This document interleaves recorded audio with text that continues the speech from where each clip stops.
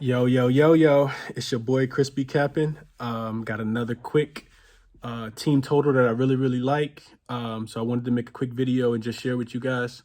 So where we're going to is we're going to Boston. So you got the Pacers coming in. Just a quick cap of the game. You got the Pacers coming in, playing against the Boston Celtics tonight.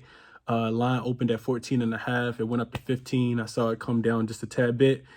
Too many points for me to lay. I think Boston definitely takes this game serious. They haven't announced that they're resting any of their players, even though the Indiana Pacers don't really have anything to play for. But it's still value. We continue to pick on and found value in those spots where we don't want to necessarily lay the 15 points for the full game or the 7.5 points for the half, right? So what we're looking at is we get an Indiana Pacers team that's coming off 1 day's rest, 5 straight losses. They did cover the last game against Denver, second half surge. They only have there's one road game before they return home and they host Detroit on Sunday. Boston's coming off 1 day's rest and back-to-back losses to Toronto and Miami. This is the second game of a 3-game homestand for them. They host Washington on Sunday, so no real look-ahead spot for them either. Bunch of different injuries. It doesn't really matter if these guys are in or these guys are out. None of them are expected to make any kind of impact on the defensive end at all. I'm talking about Isaiah Jackson and Brogdon and Bataze and O'Shea Brissett. On the opposite side of things, Robert Williams is out, but it looks like the Celtics are going to play all of their guys besides Robert Williams. So you do get a revenge spot in this game as well, which is another reason that made me want to hop on this play. Boston lost 128-107 on February 27th.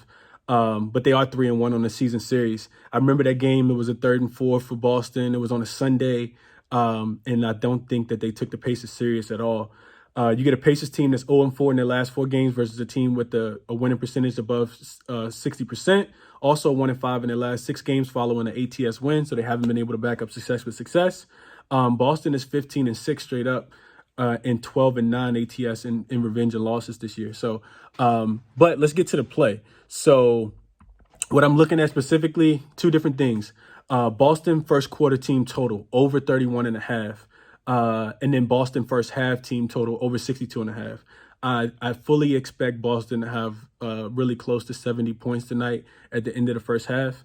If you know and you've been watching my recent videos, we just keep attacking this Indiana Pacers defense because it continues to pay us. So why would we change that? You get a Boston team that's averaging a league high too, though, right? So you got these are the extremes. You get a Boston team that's averaging a league high 36.4 points per game over the past 5 first quarters. And you get a Pacers team that's allowing the league high in points. They're allowing 37.6 points per first quarter. So I jumped on this earlier.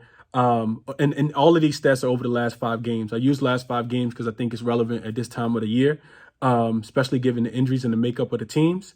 So yeah, I'm on Boston first quarter over 31.5 for the team total. I'm also on Boston first quarter. I'm sorry, over on Boston first half team total over 62.5. The numbers don't change from quarter to half. Boston's offense is still pretty legit in the second half. Their second unit is pretty good as well. So yeah, I'm playing both of those. Boston first quarter team total over 31.5. Boston first half team total over 62.5. Let me know if you're rocking with me. If you like the play, feel free to comment your favorite play as well. If you like this content, feel free to give me a subscribe. And also Twitter Spaces is jumping Monday through Friday, 5:30 Eastern time.